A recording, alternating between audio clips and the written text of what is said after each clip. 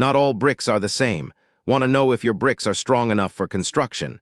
Here's how you can test them in just a few seconds. First, check the color and shape. Good quality bricks are uniform in color, have sharp edges, and no cracks. Second, hit two bricks together. If they make a metallic clinking sound, they are strong. If the sound is dull, they are weak. Third, soak a brick in water for 24 hours. If it absorbs more than 20% of its dry weight, it's of poor quality.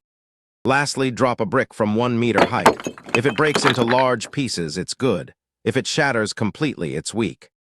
Now you know how to check brick quality. Like, share, and subscribe for more civil engineering tips.